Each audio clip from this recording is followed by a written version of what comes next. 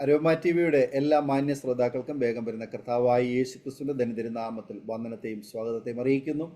അനുഗ്രഹീതവും മനോഹരവുമായ നല്ല നിമിഷങ്ങൾക്കായി, നല്ല ദിവസത്തിനായി ഞാൻ കർത്താവിന് സ്തോത്രം ചെയ്യുന്നു. ഇന്ന് അരോമ ടി വി പ്രേക്ഷകരോടൊപ്പം അനുഗ്രഹിക്കപ്പെട്ട ജീവിതാനുഭവം, ദൈവം നടത്തിയ അത്ഭുതകരമായ വഴികളെയും കുറിച്ച് പങ്കുവയ്ക്കേണ്ടതിന് ഇന്ന് നമ്മുടെ ക്ഷണം സ്വീകരിച്ച് നമ്മോടൊപ്പം ജോയിൻ ചെയ്തിരിക്കുന്നത് കർത്താവിൻ്റെ വിലപ്പെട്ട ദാസൻ പ്രിയ വിനോദ് അവറുകളാണ്. തൻ്റെ ജീവിതാനുഭവം നമുക്ക് ഏവർക്കും വളരെ ശ്രദ്ധേയമായ അനുഭവങ്ങൾ നമ്മോടൊപ്പം പങ്കുവയ്ക്കുന്നു. അത് നമുക്ക് ഏവർക്കും അനുഗ്രഹമായി തീരുമെന്നുള്ള കാര്യത്തിന് യാതൊരു സംശയവുമില്ല. ഒരു ഹൈന്ദവ കുടുംബത്തിൽ ജനിച്ച് വളർത്തപ്പെട്ട് ഒരു RSS പ്രവർത്തകനായി, RSS ശാഖയുടേതായ നടത്തിപ്പുകാരനായി, അതുപോലെ ഒരു സ്പിരിറ്റ് ബിസിനസ്സുകാരനായി, മറ്റു പല നിലകളിൽ സമൂഹത്തിന് ഉപദ്രവകാരിയായിരുന്ന ഒരു വ്യക്തിയെ സ്വർഗത്തിലെ ദൈവം വിളിച്ച് വേർതിരിച്ച് ദൈവത്തിൻ്റെ ശുശ്രൂഷ ഫലമേൽപ്പിച്ചപ്പോൾ തൻ്റെ ജീവിതത്തിലുണ്ടായതായ മാറ്റവും തന്നെ അതിലേക്ക് നടത്തിയതായ അനുഭവങ്ങൾ ദൈവനാമ മഹത്വത്തിന് വേണ്ടി പ്രേക്ഷകരോടൊപ്പം പങ്കുവയ്ക്കുന്നു.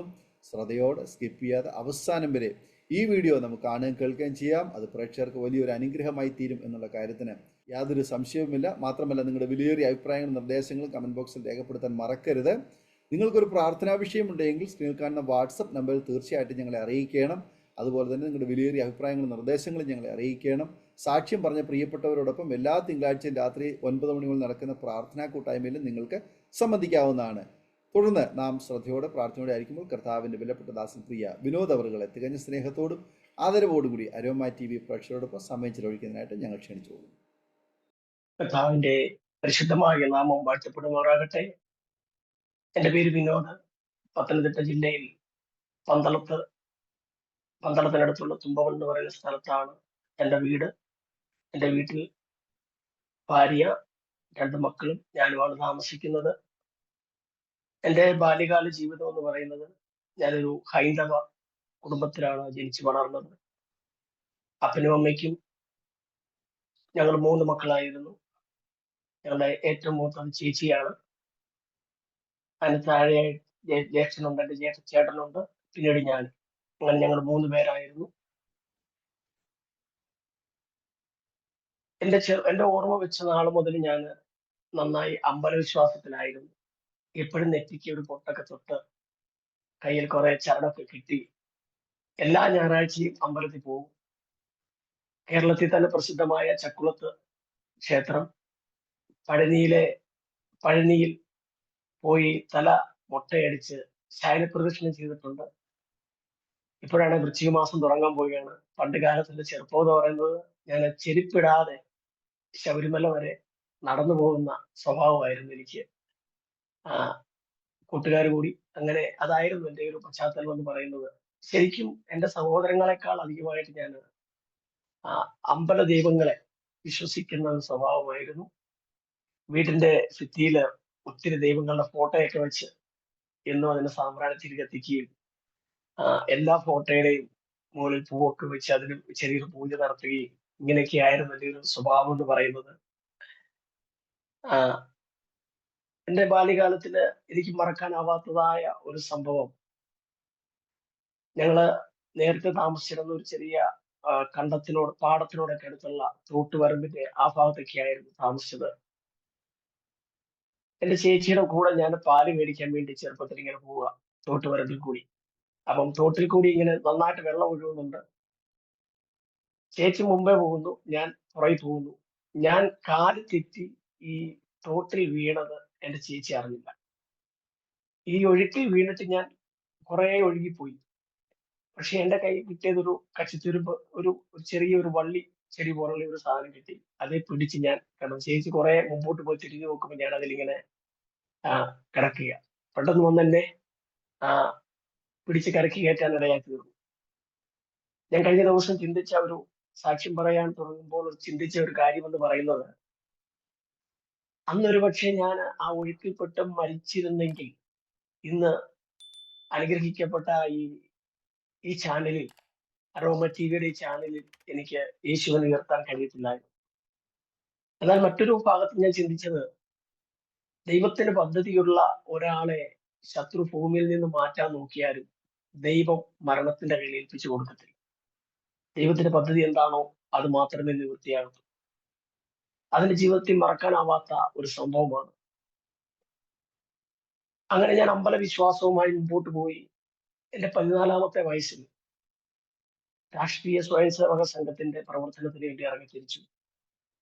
അല്ലെങ്കിൽ RSSന്റെ പ്രവർത്തനത്തിന് വേണ്ടി ഇറങ്ങിത്തിരിച്ചു. ഞങ്ങളുടെ തുമ്പകുളം പഞ്ചായത്തിൽ തന്നെയുള്ള 3 സ്ഥലങ്ങളിലെ RSSന്റെ ശാഖ നടത്തിക്കൊണ്ടിരുന്നത് ഞാനായിരുന്നു.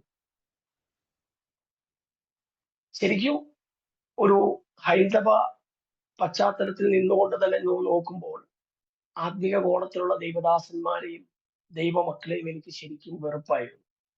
അന്ന് എന്റെ മനസ്സിലുണ്ടായിരുന്ന ചിന്തയെന്ന് പറയുന്നത് ഇതൊക്കെ ഒരു കളിപ്പിക്കൽ പ്രസ്ഥാനമാണ്. കൈയടിച്ച് ദൈവത്തെ മഹത്വപ്പെടുത്തേണ്ട ആവശ്യമുണ്ടോ? കൈയടിക്കണോ ദൈവത്തെ പ്രസാദിപ്പിക്കാൻ? അങ്ങനെയൊക്കെയുള്ള ചിന്തകൾ എന്നെ ഭരിച്ചിരുന്നു. അങ്ങനെ ശരിക്കും ഒരു സുവിശേഷ വിരോധിയായി മുമ്പോട്ട് പോയി. ഞങ്ങൾ ആദ്യം താമസിച്ചിരുന്ന സ്ഥലത്തിൽ നിന്നും മാറി മറ്റൊരു സ്ഥലത്തേക്ക് ഞങ്ങൾ തുമ്പകുളം പഞ്ചായത്തിൽ തന്നെ അപ്പന്റെ പിതാവ് അല്പസ്ഥലം വാങ്ങി ഒരു വീട് വെച്ച് ഞങ്ങൾ അവിടേക്ക് താമസമായി. അങ്ങനെ ഒരു ദിവസം ഞങ്ങളുടെ തുമ്പമണ്ണില് മുട്ടം മലയേരിക്കുന്ന് മലങ്കാവ് ശ്രീധർമ്മശാസ്ത്ര ക്ഷേത്രത്തിൽ സായം ശാഖ നടത്താൻ വേണ്ടി ഞാൻ സൈക്കിളിൽ ഇങ്ങനെ പോകുമ്പോൾ എന്റെ മാതൃസഭയിലെ മൂപ്പന്റെ വീട്ടിൽ ആരാധന നടക്കുകയാണ്. ശക്തമായ ആരാധന നടക്കും. അപ്പൊ ഞാൻ സൈക്കിളിലാണ് പോകുന്നത്. ആ സൈക്കിളിൽ ഞാൻ കുറച്ച് മുമ്പോട്ട് പോയി അവിടെ നിർത്തി. എന്നിട്ട് ഞാൻ എന്റെ മനസ്സിൽ തീരുമാനിച്ച ഒരു കാര്യം എന്ന് പറയുന്നത്, ഇവരെന്തിനാണ് ഇങ്ങനെ കിടന്ന് ബഹളം ഉണ്ടാക്കുന്നത്? ശരിക്കും ഇവരുടെയൊക്കെ വീട്ടിൽ ബോംബിടാം. എന്റെ മനസ്സിൽ ഞാൻ ആരോടും പറയാതെ ചിന്തിച്ച ഒരു കാര്യമാണ്. നമ്മൾ ബൈബിളിൽ വായിക്കുന്ന പോലെ ഹൃദയത്തിന്റെ നിരൂപണത്തെ ദൂരത്തു നിന്നേ ഗ്രഹിച്ചറിയുന്ന ദൈവത്തെ നമ്മൾ ആരാധിക്കും. ഞാൻ എന്റെ മനസ്സിലുള്ള ആ ചിന്ത, ഈ വീട്ടിൽ പെട്രോൾ ബോംബിടണം, ഈ ഒരു ചിന്തയുമായി ഞാൻ മുമ്പോട്ട് വീണ്ടും ഇങ്ങനെ പോവുകയാണ്. എന്നാൽ 2 മാസം കഴിഞ്ഞ് ഞാൻ ഏത് അമ്പലത്തിലാണോ ശാഖ എടുത്തുകൊണ്ടിരുന്നത്, ആ അമ്പലത്തിലെ ഉത്സവത്തോടുള്ള ബന്ധത്തിൽ ഒരു സംഘർഷം ഉണ്ടായി. അതിനകത്തെ 1-ാമത്തെ പ്രതി എന്ന് പറയുന്നത് ഞാനാണ്. ശരിക്കും ആ സമയത്ത് ഞാൻ അവിടെ ഇല്ല. എന്റെ പേരിൽ 3 കേസാണുള്ളത്. ഞാൻ ദൈവത്തെ ആരാധിക്കുന്ന ഒരു ഭക്തന് നേരെ ഹൃദയത്തിൽ ദോഷം നിരൂപിച്ചപ്പോൾ എന്റെ വീട്ടിൽ പോലും നിൽക്കാൻ പറ്റാത്ത വിധത്തിൽ എനിക്ക് നേരെ പ്രതികൂലങ്ങളുണ്ടായി. ശക്തമായ പ്രശ്നങ്ങളുണ്ടായി. വീട്ടിൽ എപ്പോഴും പോലീസുകാർ കയറി ഇറങ്ങുന്ന സമയം, വീട്ടിൽ നിൽക്കാൻ പറ്റാതെ ഒളിവിൽ താമസിക്കുന്ന ഒരു സമയമായിരുന്നത്. ഏതാണ്ട് 3 മാസത്തോളം ഒളിവിൽ താമസിച്ചു. അതിനുശേഷം ഞാൻ നാട് വിട്ടു, കോയമ്പത്തൂർ പോയി സെക്യൂരിറ്റിയായി ജോലി ചെയ്തു. അതിനുശേഷം തിരുപ്പൂർ തുണിമില്ലില് ഈറോഡ് ഈസ്റ്റ്മാൻ എക്സ്പോർട്ടേഴ്സ് എന്ന് പറയുന്ന ഒരു വലിയ തുണിക്കമ്പനിയിൽ ഏതാണ്ട് 1.5 വർഷക്കാലം ജോലി ചെയ്യാനിടയെത്തി. ഈ സമയത്ത് തന്നെ ആയിരുന്നു എൻ്റെ അമ്മയ്ക്ക് ക്യാൻസറിൻ്റെതായ ചില പ്രശ്നത്തിനകത്ത് നിൽക്കുകയാണ്. അമ്മയ്ക്ക് യൂട്രസിൽ ക്യാൻസറായി. തിരുവനന്തപുരം RCCയിലെ ചികിത്സയിലേക്ക് അമ്മ മാറി. സാമ്പത്തികമായി ഞങ്ങൾ ഒത്തിരി തകർന്ന, വീട് ജപ്തിയുടെ വരെ വിഷയത്തിലേക്ക് വരുന്ന ഒരു കാലത്തിലേക്ക് മാറിക്കഴിഞ്ഞു. ഇതിന്റെയൊക്കെ അടിസ്ഥാനം എന്ന് പറയുന്നത്, ഞാൻ ഒരു ഭക്തന് നേരെ ദോഷം നിരൂപിച്ചപ്പോൾ എന്റെ ദൈവം എന്നെ ആ ദേശത്തു നിന്ന് തന്നെ ഓടിച്ചു എന്നുള്ളതാണ്. ഞാൻ അവിടെ നിന്ന് എന്റെ കാലിൽ ഒരു മുറിവ് പറ്റി നാട്ടിലേക്ക് വരികയാണ്. വന്ന് എനിക്ക് സാമ്പത്തികം ആവശ്യമായിരുന്നു. ഒത്തിരി കടഭാരമുണ്ട്. എന്റെ കൂട്ടുകാരൻ പറഞ്ഞു തന്നൊരു വഴിയാണ് കാശുണ്ടാക്കാൻ, സ്പിരിറ്റ് കച്ചവടം ചെയ്യണം. അന്ന് സ്പിരിറ്റിൻ്റെതായ ഒരു വലിയൊരു ഒഴുക്കായിരുന്നു കേരളത്തിൽ മുഴുവൻ. 5 ലിറ്റർ സ്പിരിറ്റ് മേടിച്ച് 10 ലിറ്റർ വെള്ളം ചേർത്ത് 15 ലിറ്റർ ആക്കി വിൽക്കുക. എന്റെ സ്വന്തം പഞ്ചായത്തിലെ ഒരു കൊച്ചു അബ്കാരിയായി മാറിയ. എനിക്കെന്നാ മറ്റു പലരും കച്ചവടം ചെയ്യുന്നുണ്ടെങ്കിലും എനിക്ക് ഒത്തിരി കച്ചവടമുള്ള ഒരാളായിരുന്നു ഞാൻ. കാരണം കുടിക്കാൻ വരുന്നവർക്ക് അവർക്ക് എൻ്റെ അടുക്കിലേക്ക് വരാൻ ആകർഷിക്കത്തക്ക നിലയിലുള്ള ചില ഓഫറുകളൊക്കെ വെച്ചായിരുന്നു എന്റെ കച്ചവടം എന്ന് പറയുന്നത്. അത്യാവശ്യം കാശുണ്ടായിരുന്നു. ഞാൻ എന്ത് സമ്പാദിച്ചെന്ന് ചോദിച്ചാൽ ഞാൻ നന്നായി മദ്യപിക്കുമായിരുന്നു. സ്വന്തമായ സ്പിരിറ്റ് ഉള്ളത് കൊണ്ട് രാവിലെ എഴുന്നേറ്റ് കട്ടൻ കാപ്പി കുടിക്കുന്നതിന് പകരം മദ്യം കഴിക്കുന്ന ഒരു അനുഭവത്തിലേക്ക് ഞാൻ മാറി. മദ്യം കഴിച്ചില്ലെങ്കിൽ എന്റെ കൈ വിറയ്ക്കുന്ന ഒരു അനുഭവത്തിലേക്ക് മാറി. ഒരു ദിവസം ഞാൻ മദ്യപിക്കാതിരുന്നു. എനിക്കൊരു ഓഫീസിൽ പോകേണ്ടത് ആവശ്യമുണ്ടായി. മദ്യപിക്കാതിരുന്ന സമയത്ത് ഉച്ചയായപ്പോൾ തൊട്ട് എന്നെ വിറയ്ക്കാൻ തുടങ്ങി. ഉച്ചയോടുകൂടി എന്നെ ഹോസ്പിറ്റലിൽ അഡ്മിറ്റ് ആക്കി കോട്ടയം മെഡിക്കൽ കോളേജ് വരെ കൊണ്ടുപോയി. ഒന്നിലധികം ട്രിപ്പ് കുത്തിയിട്ടാണ് ഞാൻ നോർമൽ ആകാൻ ഇടയായത്. അങ്ങനെ മദ്യപിക്കുന്ന ഒരാളായിരുന്നു ഞാൻ. അപ്പോൾ തന്നെ ഞാൻ മറ്റ് ലഹരി ഉപയോഗിക്കാൻ തുടങ്ങി. ശരിക്കും ഞാനൊരു ലഹരിക്ക് അടിമയായിത്തീർന്നു. വിവാഹ സമയത്ത് ആരും ഒരു പെണ്ണ് തരത്തില്ല. ആരും മദ്യപിച്ച് ബോധമില്ലാതെ നടക്കുന്ന ഒരാൾക്ക് പെണ്ണ് തരാൻ ആരും തയ്യാറാവത്തില്ല. എന്നാൽ എന്റെ എല്ലാ സ്വഭാവങ്ങളും അറിഞ്ഞുകൊണ്ട് എന്നെ സ്വീകരിക്കുവാൻ, എന്റെ കൂടെ ജീവിക്കുവാൻ ഒരു പെൺകുട്ടി തയ്യാറായി. ഇന്ന് എന്നോടൊപ്പം ഉണ്ട്. സ്തോത്രം. എന്റെ ഭാര്യയുടെ പേര് ഗിരിജ എന്നാണ്. എനിക്ക് 2 മക്കളുണ്ട്. മൂത്ത മകൻ നേബൽ, രണ്ടാമത്തെ മകൻ ജോയൽ. മൂത്ത മകൻ +2 കഴിഞ്ഞ് ഉപരിപഠനത്തിന് വേണ്ടി ഇങ്ങനെ തയ്യാറായി നിൽക്കുന്നു. രണ്ടാമത്തെ മകൻ 8ാമത്തെ ക്ലാസ്സിലാണ് പഠിക്കുന്നത്. എന്റെ ഭാര്യ മുഖാന്തരമാണ് ഞാൻ ദൈവത്തെ കണ്ടുമുട്ടുവാൻ ഇടയായി തീർന്നത്. പല വീടുകളിലും ഞാൻ വിവാഹ പെണ്ണ് കാണാൻ വേണ്ടി പോയിട്ടുണ്ട്. എന്നാൽ ഒരു വീട്ടിലും നമ്മളെ അംഗീകരിക്കാൻ കഴിയാതെയായിരുന്നപ്പോൾ എന്റെ സകല സ്വഭാവങ്ങളും അറിഞ്ഞ് എന്നെ സ്വീകരിച്ചു. അങ്ങനെയാണ് ഞാൻ ഗിരിജ വിവാഹം കഴിക്കുന്നത്. ഹൈന്ദവ ആചാരപ്രകാരമായിരുന്നു ഞങ്ങളുടെ വിവാഹം എന്ന് പറയുന്നത്. പത്തനംതിട്ട ജില്ലയിലെ ഓമല്ലൂര് അമ്പലത്തിൽ വെച്ച് വിവാഹം കഴിഞ്ഞ് പെൺകുട്ടിയെ വീട്ടിൽ കൊണ്ടുവന്ന് നിർത്തി അവരുടെ കാലിൽ കിടന്ന സ്വർണ്ണ കൊഴിച്ച് അഴിച്ചു വാങ്ങി പന്തളത്ത് കൊണ്ടുപോയി വിറ്റ് ആദ്യത്തെ ദിവസം തന്നെ ഒരു ഫുള്ള് വാങ്ങി ഒരു പരിചയമില്ലാത്ത ഒരാളെ ഷെയറിന് വേണ്ടി വിളിച്ച് നന്നായി മദ്യപിച്ച് ബോധമില്ലാതെ വീട്ടിൽ വന്നു. പലപ്പോഴും ഭാര്യ ഉറങ്ങിക്കിടക്കുമ്പോൾ അവളുടെ മുഖത്ത് തലയണ വെച്ച് അവളെ കൊല്ലുന്ന ഒരു മാനസികാവസ്ഥ എനിക്കുണ്ടായിരുന്നു. കഴുത്ത് ഞെരിച്ച് കൊല്ലാൻ നോക്കിയ സമയമുണ്ട്. സാമ്പത്തിക ബാധ്യതകൾ ഒരുപാട് ഞങ്ങളുടെ മുമ്പിലുണ്ട്. എങ്ങനെ മുമ്പോട്ട് പോകണമെന്ന് അറിയത്തില്ല. ഞങ്ങൾക്ക് കുഞ്ഞ് ജനിച്ച് അവൻ 1.5 മാസം പ്രായമുള്ളപ്പോൾ ആത്മഹത്യക്ക് വേണ്ടി ശ്രമിച്ചു. അതും ഒന്നിലധികം പ്രാവശ്യം. ആദ്യത്തെ പ്രാവശ്യം ഒരു മരത്തിൽ കയറി ഉടുത്തിരുന്ന കൈലി അഴിച്ച് കീറി 2ആയി കെട്ടി മരത്തിൽ നിന്ന് താഴേക്ക് ചാടുമ്പോൾ കൈലി മുറിഞ്ഞ് താഴെ വീഴാൻ ഇടയാക്കി. രണ്ടാമത്തെ പ്രാവശ്യം എന്ന് പറയുന്നത് വൈഫ് ഹൗസിനോട് അടുത്തുള്ള ഒരു വീട്ടിൽ കടന്നുപോയി. ആ വീട്ടിൽ ആരും ഇല്ലാതിരുന്ന സമയത്ത് അവിടെ കിടന്ന് ഒരു സാരി എടുത്ത് ഫാനിൽ കെട്ടി താഴേക്ക് ചാടി. എന്നാൽ എന്നെ അറുത്തിടുമ്പോൾ എനിക്ക് ജീവനുണ്ടായിരുന്നു. ഇവിടെയൊക്കെ നിന്നുകൊണ്ട് എനിക്ക് പറയുവാൻ പറ്റുന്ന ഒരു ആത്മീക ചിന്ത എന്ന് പറയുന്നത്, ദൈവത്തിന് പദ്ധതിയുള്ള ഒരാളെ ഭൂമിയിൽ നിന്ന് മാറ്റിക്കളയാൻ പിശാച് എന്ത് പരിശ്രമിച്ചാലും ദൈവം വിട്ടുകൊടുക്കത്തില്ല. ഒരു സാരിയിൽ തൂങ്ങി നിന്ന എന്നെ അറുത്തിടുമ്പോൾ എനിക്ക് ജീവനുണ്ടായിരുന്നു. അങ്ങനെ ഞാൻ വീണ്ടും പ്രശ്നങ്ങളിൽ നിന്നൊന്നും മാറിയില്ല. വിവാഹം വേണ്ട, ഞാനുമായിട്ടുള്ള ബന്ധം വേണ്ട എന്നുള്ള തീരുമാനത്തിൽ ഭാര്യ, പിതാവ്, അവരുടെ വീട്ടുകാരെല്ലാവരും പന്തളം പോലീസ് സ്റ്റേഷനിൽ കേസ് കൊടുത്തു. അങ്ങനെ ഞാൻ അവിടെ പോയി. വീണ്ടും എന്റെ സ്വഭാവത്തിന് അങ്ങനെ മാറ്റങ്ങളൊന്നും ഉണ്ടായില്ല. ഞാൻ ശരിക്കും കർത്താവിനെ കണ്ടുമുട്ടുവാൻ ഇടയായി തീർന്നത് എന്ന് പറയുന്നത്, ആരും എന്നോട് സുവിശേഷം പറഞ്ഞിട്ടോ അല്ലെങ്കിൽ ഞാനൊരു ട്രാക്ട് വായിച്ചിട്ടോ ഒന്നുമല്ല ഞാൻ കർത്താവിനെ കണ്ടുമുട്ടിയത്. ഇന്ന് പകൽക്കാലം എനിക്ക് പറയാൻ പറ്റുന്നത്, ദൈവം എന്നെ അടിച്ച് ദൈവസന്നിധിയിൽ എത്തിച്ചു എന്നേ പറയാൻ പറ്റും. ഒരു ഞായറാഴ്ച വൈകിട്ട് 5 മണിയായപ്പോ പ്ലാവിൽ കയറി ചക്കയിടാൻ വേണ്ടി കയറി. മദ്യപിച്ചിട്ട് പ്ലാവിൽ കയറി ചക്കയിടാൻ വേണ്ടി കയറിയ പ്ലാവിന്റെ മുകളിൽ വെച്ച് ചക്ക മുറിക്കാൻ വേണ്ടി കൊണ്ടുപോയ കത്തി എന്റെ കയ്യിൽ വന്ന് കീറി. ഇടത് കൈയിലെ 3 ഞരമ്പ് കെട്ടായി. 3 വിരലിന്റെ പ്രവർത്തനം നഷ്ടമായി. അങ്ങനെ അവിടെ നിന്ന് താഴെ വീഴാതെ എങ്ങനെയോ ഞാൻ താഴെ ഇറങ്ങി അബോധാവസ്ഥയിൽ കിടക്കുമ്പോഴാണ് വീട്ടിലുള്ളവരറിഞ്ഞ് എന്നെ പന്തളത്ത് ഹോസ്പിറ്റലിൽ കൊണ്ടുവന്നു.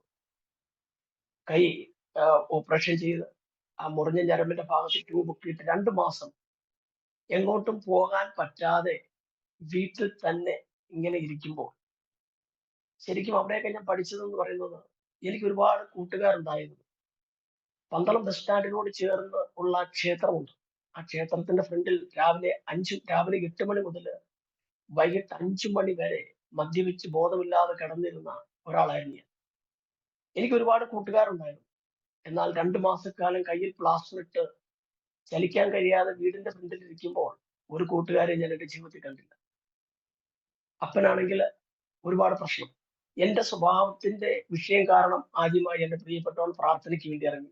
എന്നോട് ഒരിക്കൽ ചോദിച്ചു, ഞാൻ പ്രാർത്ഥനയ്ക്ക് പൊക്കോട്ടെ എന്ന് ചോദിച്ചു. ഞാൻ പറഞ്ഞു പൊക്കോ, നിന്റെ ഇഷ്ടമല്ല, എന്നെ വിളിക്കരുതെന്ന് പറഞ്ഞു. അങ്ങനെ വീടിനോട് അടുത്തുള്ള ഷാറൂൺ ഫെലോഷിപ്പ് ചർച്ചിൽ എന്റെ പ്രിയപ്പെട്ടവൾ പ്രാർത്ഥനയ്ക്ക് വേണ്ടി പോയി. അങ്ങനെ അവൾ പൊയ്ക്കൊണ്ടിരിക്കുമ്പോൾ ഞായറാഴ്ച സഭയിലേക്ക് പോകുമ്പോൾ ഞാൻ വീടിന്റെ ഫ്രണ്ടിൽ ഇരിക്കുകയാണ്. അപ്പോൾ എന്നോട് പറഞ്ഞു, ഏതായാലും വെറുതെ ഇരിക്കുകയല്ലേ, ഇന്നൊരു ദിവസം എന്നോട് പ്രാർത്ഥനയ്ക്ക് വരാൻ പറഞ്ഞു. അപ്പോൾ ഞാൻ ചിന്തിച്ചു, ഏതായാലും വീട്ടിൽ ഞാൻ വെറുതെ ഇരിക്കുക, എന്നാൽ ഒന്ന് പ്രാർത്ഥനയ്ക്ക് പോയേക്കാം. അങ്ങനെയാണ് സുവിശേഷ വിരോധിയായ ഞാൻ ആദ്യമായി പെന്തക്കോസ്ത് സത്യ ആരാധനയിൽ ആലയത്തിൽ കാലുകുത്തി. ചർച്ചിൽ പോയി ഏറ്റവും പുറകിൽ കയ്യിൽ പ്ലാസ്റ്റർ ഇട്ട്, ഇന്ന് ഓർക്കുന്നു, ഒരു നീല ഷർട്ട് ഇട്ട് ഏറ്റവും പുറകിൽ പോയി ഞാൻ ഇരിക്കുകയാണ്. അവിടെ ദൈവമക്കൾ കരമടിച്ച് ദൈവത്തെ ആരാധിക്കുമ്പോൾ ഞാൻ എന്റെ ഉള്ളുകൊണ്ട് ചിരിക്കും. കാരണം എന്തിനാണ് ഇങ്ങനെ ആരാധിക്കുന്നത്? കാരണം ഞാൻ അമ്പലത്തിൽ പോയി ദൈവത്തെ വിളിച്ചിട്ടുള്ളത് തൊഴുകകളോടെ ദൈവത്തോട് പ്രാർത്ഥിക്കുമായിരുന്നു. പക്ഷെ ഇങ്ങനെയൊക്കെയാണോ ദൈവത്തെ ആരാധിക്കുന്നത്? ഞാൻ എന്റെ ഹൃദയത്തിൽ ഞാൻ അങ്ങനെ പരിഹസിച്ച് ഇരുന്ന ഒരു സമയമായിരുന്നു. അങ്ങനെ ആരാധന കഴിഞ്ഞു. അതേ ദിവസം തന്നെ അന്നത്തെ ആ മീറ്റിംഗിൽ പന്തളത്തിൽ നിന്നും അടൂരേക്ക് പോകുന്ന ഒരു ദൈവദാസൻ സഭായോഗം മുടക്കാതിരിക്കാൻ ഞങ്ങളുടെ ചർച്ചിലേക്ക് വരികയാണ്. ചർച്ചിൽ കടന്നു വന്നു. അദ്ദേഹം പ്രവചന ശുശ്രൂഷയിൽ നിൽക്കുന്ന ഒരു അഭിഷിക്തനായിരുന്നു. നമ്മുടെ ചർച്ചിലേക്ക് കടന്നു വന്ന് ആ ദൈവദാസന് ഞങ്ങളുടെ സഭാ ശുശ്രൂഷയിൽ അവസരം കൊടുത്തു. താൻ ശുശ്രൂഷിച്ചുകൊണ്ടിരിക്കുമ്പോൾ തന്നെ എന്നെ ചൂണ്ടിക്കൊണ്ട് പറഞ്ഞു, എഴുന്നേറ്റ് നിൽക്കാൻ പറഞ്ഞു. ശരിക്കും ഞാൻ പറയുന്നത്, എനിക്ക് വേണ്ടി ദൈവം അദ്ദേഹത്തെ അന്ന് അവിടെ കൊണ്ടുവന്നു. എന്റെ ജീവിതത്തിൽ അന്ന് വരെ സംഭവിച്ചിട്ടുള്ള ഓരോ കാര്യങ്ങളും ആ ദേവദാസൻ എന്നോട് പറഞ്ഞപ്പോൾ ശരിക്കും ഞാൻ പേടിച്ചുപോയി. ഇതാര് പറഞ്ഞു? ഞാൻ രഹസ്യമായി വെച്ചിരുന്ന വിഷയങ്ങൾ പോലും ആ ദേവദാസൻ എന്നോട് പറഞ്ഞു. മുമ്പോട്ടുള്ള എന്റെ ജീവിതം എന്തായിരിക്കുമെന്നും ആ ദേവദാസൻ എന്നോട് അറിയിക്കാൻ ഇടയായി.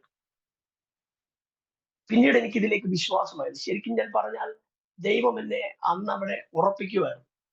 അന്നാണ് വാസ്തവമായും ഇവരുടെ മധ്യേ ദൈവമുണ്ട് എന്ന് ഞാൻ വിശ്വസിക്കാൻ ഇടയായിട്ടുണ്ട്. അതിനുശേഷം ഞാൻ കൂട്ടായ്മകൾ മുടക്കിയിട്ടില്ല. എന്റെ കയ്യിലെ മുറിവുകളൊക്കെ ഉണങ്ങി. എങ്കിലും ഞാൻ നന്നായി മദ്യപിക്കുന്ന ഒരാളായിരുന്നു എങ്കിൽ തന്നെ ഞാൻ അല്പസ്വല്പമായൊക്കെ മദ്യപാനം മാറ്റിയെങ്കിലും രഹസ്യമായി മദ്യപിക്കുമായിരുന്നു. അങ്ങനെ ഇരിക്കുമ്പോഴാണ് എനിക്ക് പെട്ടെന്ന് വിദേശത്തേക്കൊരു വാതിൽ ദൈവം തുറന്നു, മസ്കറ്റിലേക്ക്. 2007 2007 2-ാം മാസം 18-ാം തീയതി ഞാൻ മസ്കറ്റിലേക്ക് കടന്നുപോയി. 2-ാം മാസം ഞാൻ മസ്കറ്റിലേക്ക് കടന്നുപോയി. അവിടെ ചെന്ന് കഴിഞ്ഞപ്പോൾ എന്റെ ശരീരത്തിന് നന്നായി അലർജിയുടേതായ പ്രയാസമുണ്ടായി. ശരീരം മുഴുവൻ ചൊറിഞ്ഞു പൊട്ടുകയാണ്. എനിക്ക് ജോലി ചെയ്യാൻ പറ്റുന്നില്ല. ജോലി ചെയ്യാൻ പറ്റാത്തതായ വിഷയങ്ങളാണ്. അപ്പോൾ ഞാൻ ചിന്തിച്ചൊരു കാര്യം, എനിക്ക് നാട്ടിലേക്ക് വരാൻ പറ്റുന്നില്ല. തലയ്ക്ക് മുകളിൽ കടമുണ്ട്, അവിടെ ജോലി ചെയ്യാൻ പറ്റുന്നില്ല. ഞാൻ ദൈവത്തോട് ഞാൻ അവിടെ കിടന്നുകൊണ്ട് പറഞ്ഞു, കർത്താവേ, എനിക്ക് എന്റെ ശരീരത്തിൽ ഞാൻ അനുഭവിക്കുന്ന ഈ അലർജിയിൽ നിന്ന് പൂർണ്ണമായ ഒരു വിടുതൽ തന്നാൽ ഞാൻ എന്റെ കർത്താവിന് വേണ്ടി നിൽക്കും. ഞാൻ ആ ദൈവത്തോട് ചെയ്ത ഒരു ഉടമ്പടിയാണ്. എന്നാൽ ദൈവത്തിന്റെ ആ പ്രയാസത്തെ ശരീരത്തിൽ നിന്ന് എടുത്തു മാറ്റി എനിക്ക് ജോലി ചെയ്യുവാനുള്ള ഞാൻ ഇവിടെ നിന്നും മസ്കറ്റിൽ പോയതിനു ശേഷം ഞാൻ ജോലിക്ക് പോലും പോകാൻ പറ്റാതെ കിടക്കുമ്പോഴാണ് ഞാൻ ദൈവത്തോട് അത് പറയുന്നത്. എന്നാൽ ജോലിക്ക് പോയി തുടങ്ങി. 2007 3-ാമത്തെ മാസം ഞാൻ കർത്താവിനെ രക്ഷിതാവായി സ്വീകരിച്ചു. 2007 10-ാം മാസം 5-ാം തീയതി മസ്കറ്റിലെ കാൽവറി ചർച്ചിൽ വെച്ച് ഞാൻ സ്നാനപ്പെടുവാനിടയായി തീർന്നു. 2007 12-ാം മാസം 19-ാം തീയതി സോഹാർ എന്ന് പറയുന്ന സ്ഥലത്ത് അവിടെ വെച്ചാണ് ഞാൻ പരിശുദ്ധാത്മാഭിഷേകം പ്രാപിച്ചത്. ഞാൻ പരിശുദ്ധാത്മാഭിഷേകം പ്രാപിക്കുന്നത് ചർച്ചിനകത്ത് വെച്ചല്ല, ഞാൻ റോഡിൽ വെച്ചാണ് അഭിഷേകം പ്രാപിക്കുന്നത്. കാരണം എനിക്ക് അറബി അറിയത്തില്ല, ഹിന്ദി അറിയത്തില്ല. ഞാൻ 10-ാം ക്ലാസ് വരെ പഠിച്ചിട്ടുണ്ട്. എനിക്ക് മറ്റുള്ള അങ്ങനെയുള്ള മലയാളം മാത്രമേ അറിയൂ. അങ്ങനെ ഓൾ നൈറ്റ് പ്രയർ ഈ 31st മീറ്റിങ്ങിനോടുള്ള ബന്ധത്തിൽ ഉപവാസ പ്രാർത്ഥന നടക്കുമ്പോൾ എന്റെ ഹൃദയത്തിൽ വലിയ ആഗ്രഹമാണ്, എനിക്ക് അഭിഷേകം പ്രാപിക്കണം, അന്യഭാഷയിൽ ദൈവത്തെ ആരാധിക്കണം. ഞാൻ ജോലിക്ക് പോകാൻ തന്നെ ഓവർ ടൈം ഒന്നും നിൽക്കത്തില്ല. ഞാൻ മീറ്റിങ്ങിൽ ഉപവാസ പ്രാർത്ഥന നടക്കുകയാണ്. അങ്ങനെ എന്നെ ചർച്ചിൽ കൊണ്ടുപോയിക്കൊണ്ടിരിക്കുന്ന ഒരു ബ്രദർ ഉണ്ടായിരുന്നു. കോട്ടയത്തുള്ള തോമസ് എന്ന് പേരുള്ള ഒരു അങ്കിള്. അദ്ദേഹം അന്ന് വരാൻ പറ്റിയില്ല. അപ്പൊ എന്നോട് പറഞ്ഞു, വിനോദേ ഒരു കാര്യം ചെയ്യ്, കയ്യിൽ വണ്ടിക്കാശ് ഉണ്ടെങ്കിൽ ചർച്ചിലേക്ക് പൊക്കൂ, ഞാൻ വന്ന് തിരിച്ചു കൊണ്ടുവരാമെന്ന് പറഞ്ഞു. അങ്ങനെ ആ അങ്കിളിന്റെ വാക്ക് കേട്ടോണ്ട് ഞാൻ ആ മീറ്റിങ്ങിന് പോവുകയാണ്. ശരിക്കും എനിക്ക് വഴി തെറ്റിപ്പോയി. എങ്ങോട്ടാ പോകേണ്ടത് എനിക്ക് അറിയത്തില്ല. ഞാൻ കുറെ ദൂരം നടന്ന് എവിടോ ഒരു സ്ഥലത്ത് പോയി. തിരിച്ചു വരാൻ എന്റെ കയ്യിൽ വണ്ടിക്കാശില്ല. എനിക്ക് ഭാഷ അറിയത്തില്ല. ചർച്ചിലോട്ട് പോകാനുള്ള വഴി ഞാൻ അങ്ങ് മറന്നു. ഞാൻ ആ റോഡിൽ നിന്ന് ഞാൻ ദൈവത്തോട് പറഞ്ഞു, കർത്താവേ, അങ്ങ് ജീവിക്കുന്ന ദൈവമാണ്. അങ്ങ് ജീവിക്കുന്ന ദൈവമാണ്. ഭാഷ അറിയാത്ത, വിദ്യാഭ്യാസമില്ലാത്ത എന്റെ ഹൃദയത്തിന്റെ ആഗ്രഹം പരിശുദ്ധാത്മാഭിഷേകം പ്രാപിക്കണമെന്ന ആഗ്രഹം. ഞാൻ ഉപവാസത്തോടു കൂടിയാണ്. കർത്താവ് എന്നെ ആലയത്തിലെത്തിക്കണം. എന്റെ ദൈവം എനിക്ക് വേണ്ടി പ്രവർത്തിക്കണം. ഞാൻ ആ റോഡ് സൈഡിൽ നിന്നുകൊണ്ട് ഞാൻ ദൈവത്തോട് പ്രാർത്ഥിച്ചു എന്ന് പറയാൻ ഹൃദയത്തിലല്ല, ഞാൻ നിലവിളിച്ചുകൊണ്ട് കണ്ണുനീരോട് ഞാൻ അവിടെ നിന്ന് ഒച്ചത്തിൽ ഞാൻ ദൈവത്തോട് പറഞ്ഞു. ഇന്ന് ഈ ചാനലിൽ എന്നെ കേൾക്കുന്ന പ്രിയപ്പെട്ടവരോട് എനിക്ക് ഇവിടെ നിന്നുകൊണ്ട് സന്തോഷം പറയാൻ, ഏത് പ്രതിസന്ധിയിലും ഇറങ്ങി വന്ന് വിടിവിക്കാൻ കരുത്തുള്ള ദൈവത്തെ നമ്മൾ ആരാധിക്കുന്നു.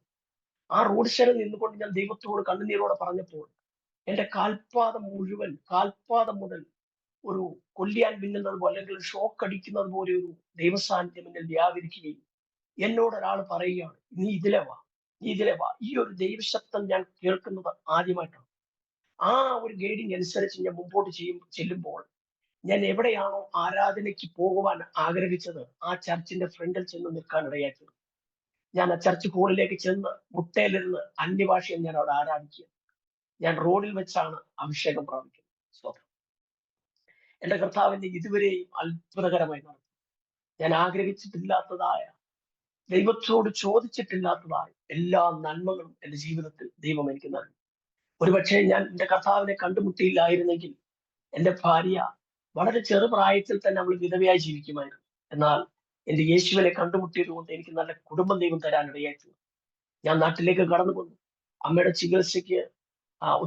ചികിത്സയുടെ ഒരു പാതി വെക്കി നിൽക്കുമ്പോൾ ഞാൻ അമ്മയോട് പറഞ്ഞു, അമ്മേ, എന്റെ കൂടെ പ്രാർത്ഥനയ്ക്ക് വരിക.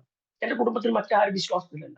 എന്റെ മാതാപിതാക്കൾ അന്ന് ജീവനോടുണ്ട്, സഹോദരങ്ങളുണ്ട്, അവരാരും വിശ്വാസത്തിലല്ല. അമ്മ പറഞ്ഞു, ഞാൻ വരത്തില്ല, വന്നാൽ അപ്പം പ്രശ്നം ഉണ്ടാക്കും. അങ്ങനെ ഞാൻ അമ്മയെ നിർബന്ധിച്ച് എന്റെ വീടിനടുത്തുള്ള ഒരു ഉപവാസ പ്രാർത്ഥനയ്ക്ക് കൊണ്ടുപോയി. അവിടെ ഉപവാസ പ്രാർത്ഥനയിൽ അമ്മ എവിടെ ഇരിക്കുമ്പോൾ മൂവാറ്റുപുഴ പ്രദേശത്തു നിന്നും കടന്നു വന്ന ഒരു ദേവദാസൻ അമ്മയോട് പ്രവചനം തോന്നി പറഞ്ഞു, നീ വിശ്വസിച്ചാൽ ദൈവത്തിന്റെ മഹത്വം നീ കാണും. എന്നാൽ അടുത്ത പ്രാവശ്യം ചെക്കപ്പിന് വേണ്ടി RCCയിൽ ചെന്നു. അവിടെ ചെന്നിട്ട്, സാധാരണ അമ്മയും കൊണ്ട് ചെക്കപ്പിന് പോകുന്നത് ഞാനാണ്. ഞാൻ നാട്ടിൽ വന്നു കഴിഞ്ഞപ്പോൾ ഞാനാണ് അമ്മയും കൊണ്ട് പോയത്. ഒരു മണിക്കൂർ അല്ലെങ്കിൽ 2 മണിക്കൂർ കഴിയുമ്പോൾ ചെക്കപ്പ് കഴിഞ്ഞ് അമ്മ വരുന്നതാണ്. എന്നാൽ അന്ന് ഒരു 4 മണിയായിട്ട് അമ്മ വരുന്നില്ല. അപ്പൊ ഞാൻ അകത്തോട്ട് കയറി ചെന്നിട്ട് എന്താ ചോദിച്ചു. പറഞ്ഞു, അവർ ഡോക്ടർമാരൊക്കെ ഇപ്പോൾ ഒരു 5-6 പേരെ പരിശോധിച്ചു, ഇനിയും ഒരു ഡോക്ടർ കൂടെ നോക്കണം എന്ന് പറഞ്ഞു. അവർക്ക് എന്തോ സംശയമുണ്ട്. എന്നാൽ അന്ന് അവിടെ ഉണ്ടായിരുന്ന യൂറോളജിയുടെ ഡോക്ടർ അമ്മയെ നോക്കിയിട്ട് പറഞ്ഞു, ഒരു റിസൾട്ട് കൂടി എടുത്തുകൊണ്ട് വരണം. കാരണം വീണ്ടും രോഗം നേരത്തേതിനേക്കാൾ കൂടുതലായി എന്നാണ് അറിയാൻ ഇടയായിട്ടുള്ളത്. അങ്ങനെ ഞാൻ അമ്മയും കൊണ്ട് വന്നിട്ട് വീണ്ടും ഞാൻ പ്രാർത്ഥനകളിൽ അമ്മയെ പങ്കെടുപ്പിച്ചു. ഞങ്ങൾക്ക് അവിടെ പോകേണ്ടതായ ഡേറ്റ് അന്നേ ദിവസം വളരെ ശക്തമായി പ്രാർത്ഥിച്ചിട്ട് ഞങ്ങൾ അവിടെ പോയി. എന്നാൽ അന്നത്തെ ചെക്കപ്പ് കഴിഞ്ഞിട്ട് യൂറോളജിയുടെ ഡോക്ടർ അമ്മയെ നോക്കിയിട്ട് പറഞ്ഞു, ക്യാൻസർ അമ്മയ്ക്കില്ല, ഇനി ചെക്കപ്പിന് പോലും ഇവിടേക്ക് വരണ്ട. അമ്മ കരഞ്ഞുകൊണ്ട് ഇറങ്ങി വന്നിട്ട് RCCയുടെ മുമ്പിൽ വെച്ച് എന്നോട് പറഞ്ഞൊരു വാക്കുണ്ട്, യേശു ജീവിക്കുന്ന ദൈവമാണ്. എന്നാൽ അമ്മ അനുഗ്രഹിക്കപ്പെട്ട സാക്ഷ്യം എന്നോട് പറഞ്ഞെങ്കിലും ഞാൻ വിദേശത്തേക്ക് മടങ്ങിപ്പോയി. പിന്നീട് അമ്മ അമ്പലത്തിലെ പ്രാർത്ഥനയ്ക്ക് വേണ്ടിയൊക്കെ പോകാനിടയായി തീർന്നു. തുമ്പോള് തന്നെയുള്ള മുത്താരമംഗോലിലെ ശിവരാത്രി ഉത്സവം കാണാൻ വേണ്ടി എന്റെ അമ്മ അമ്പലത്തിലേക്ക് പോകുമ്പോൾ തുമ്പമണി ജംഗ്ഷനിൽ വെച്ച് എന്റെ അമ്മയെ ഒരു ബൈക്ക് ഇടിക്കുവാനും തലയ്ക്ക് നല്ലൊരു മുറിവ് വെക്കുവാൻ ഇടയായി തീർന്നു. ഒരുപാട് നാൾ അമ്മ ജീവിച്ചിരുന്നില്ല. അമ്മ ലോകത്ത് നിന്ന് മാറ്റപ്പെട്ടു. അങ്ങനെ ഞാൻ എന്റെ ജോലി ക്യാൻസൽ ചെയ്ത് നാട്ടിലേക്ക് വന്നു. കോട്ടയം മെഡിക്കൽ കോളേജിൽ 25 ദിവസം അമ്മ അഡ്മിറ്റ് ആയി കിടന്നു. 25ാമത്തെ ദിവസം അമ്മ ഈ ഭൂമിയിൽ നിന്ന് മാറ്റപ്പെട്ടു. അമ്മയുടെ ബോഡി വീട്ടിലേക്ക് കൊണ്ടുവരാൻ പാക്ക് ചെയ്യുമ്പോൾ എന്റെ ജ്യേഷ്ഠൻ എന്റെ തോളത്ത് തട്ടിട്ട് പറഞ്ഞു, പെന്തക്കോസ്തിൽ പോയി കാര്യം ശരിയാണ്, പക്ഷെ നാളെ കർമ്മം ചെയ്ത് പറ്റും. ഹൈന്ദവ ആചാരപ്രകാരം മാതാപിതാക്കൾ മരിച്ചാൽ അവരുടെ ആത്മാവിന്റെ നിത്യശാന്തിക്ക് വേണ്ടി മക്കൾ കർമ്മം ചെയ്യേണ്ട ഒരു പതിവുണ്ട്. ആംബുലൻസിൽ അമ്മയുടെ ശരീരവുമായി വരുമ്പോഴൊക്കെ ഈ മനസ്സിൽ നാളത്തെ ദിവസത്തെ ഞാൻ എങ്ങനെ അതിജീവിക്കും, എന്തായിരിക്കും? കാരണം എനിക്കെതിരെ വിരൽ ചൂണ്ടി നിൽക്കാൻ ഒരു വശത്ത് RSSന്റെ പ്രവർത്തകരുണ്ട്, സഹോദരങ്ങളുണ്ട്, ആ, നാട്ടുകാരുണ്ട്, അങ്ങനെ ഒത്തിരി ഗ്രൂപ്പുകളുണ്ട്. പക്ഷേ നാളെ എങ്ങനെ ഞാൻ അതിജീവിക്കുമെന്ന് എനിക്കറിയത്തില്ല. എങ്കിലും അടുത്ത ദിവസം രാവിലെ ഞാൻ എൻ്റെ അപ്പനോട് പറഞ്ഞു, അമ്മ ജീവിച്ചിരുന്നപ്പോൾ അമ്മയ്ക്ക് വേണ്ടി ഞാൻ കർമ്മം ചെയ്തു, ഇനി ഞാൻ ഒരു കർമ്മം ചെയ്യത്തില്ലെന്ന് പറഞ്ഞു. അപ്പൻ പറഞ്ഞു ശരിയെന്ന് പറഞ്ഞു. എന്നാൽ ആ കർമ്മം ചെയ്യേണ്ട സമയമായപ്പോൾ ഞാൻ അവിടെ നിന്ന് മാറി മറ്റൊരു സ്ഥലത്തേക്ക് പോയി. അമ്മയുടെ മരണത്തോട് ബന്ധത്തിൽ ഒരുപാട് വിഷയങ്ങൾ ഉണ്ടായി. അന്നൊക്കെയും എനിക്ക് എന്റെ കൂടെ നിന്നത് അനേക ദൈവമക്കളുടെയും ദൈവദാസന്മാരുടെയും പ്രാർത്ഥന എനിക്കൊരു കോട്ടയായിരുന്നു. എന്റെ ശരീരത്ത് കൈവെക്കാൻ സ്വർഗത്തെ ദൈവം അനുവദിച്ചില്ല.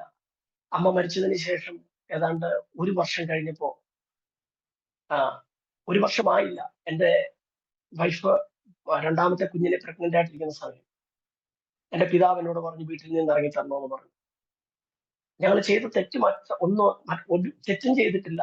ഞങ്ങൾ ചെയ്ത തെറ്റ് എന്ന് പറയുന്നത് ഞങ്ങൾ പെന്തക്കോസ്ത് ആരാധനയ്ക്ക് പോയി. ഈ ഒരൊറ്റ കാരണത്താൽ ഞങ്ങളുടെ കുടുംബത്തിൽ നിന്ന് എന്നെയും എന്റെ പ്രിയപ്പെട്ടവളെയും മോനെയും കൂടി വീട്ടിൽ നിന്ന് ഇറക്കി വിടുവാനിടയായി തീർന്നു.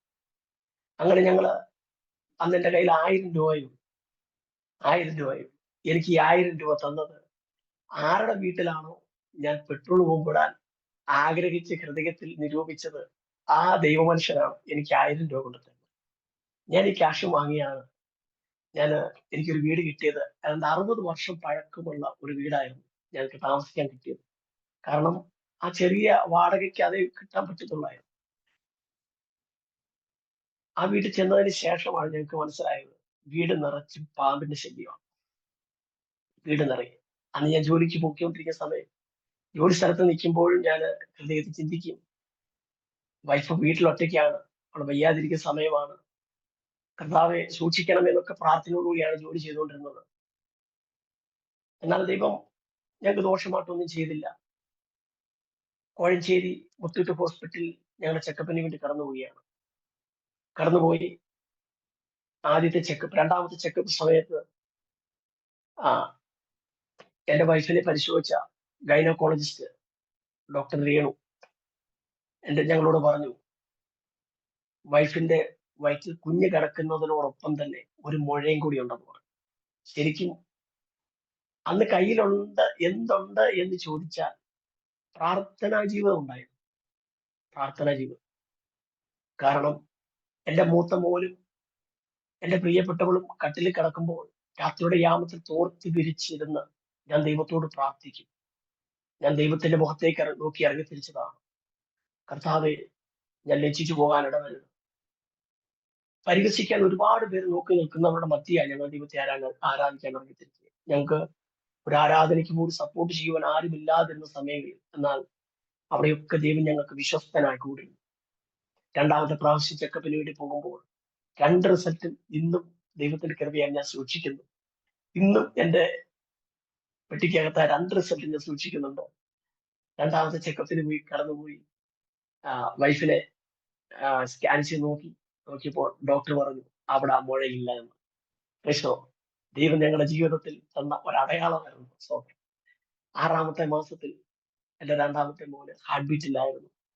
ചെക്കപ്പിന് വേണ്ടി പോകുമ്പോഴാണ് വൈഫ് പറയുന്നത് ഞാൻ പ്രഗ്നന്റ് ആണെന്ന് പോലും പറയാൻ പറ്റത്തില്ല, കാരണം ഒരനക്കവും പോലും ഇല്ല. അന്നും ഡോക്ടറെ പോയി കണ്ടപ്പോൾ ഡോക്ടർ പറഞ്ഞു വളരെ പെട്ടെന്ന് തന്നെ സ്കാൻ ചെയ്ത റിസൾട്ടുമായിട്ട് വരണമെന്ന് പറഞ്ഞു. അങ്ങനെ സ്കാൻ ചെയ്യുന്ന റൂമിന്റെ ഫ്രണ്ടിൽ ഞങ്ങൾ ഇരിക്കുമ്പോൾ ഞാൻ ഹൃദയം കൊണ്ട് കർത്താവിനോട് പറഞ്ഞു, കർത്താവ് ഡോക്ടർ തരുന്ന റിസൾട്ട് അല്ല, എന്റെ വൈഫിനെ സ്കാൻ ചെയ്യുന്നത് മുമ്പ് തന്നെ എന്റെ കുഞ്ഞ് അവിടെ വയറ്റിൽ ചലിക്കണമെന്ന് പറഞ്ഞു.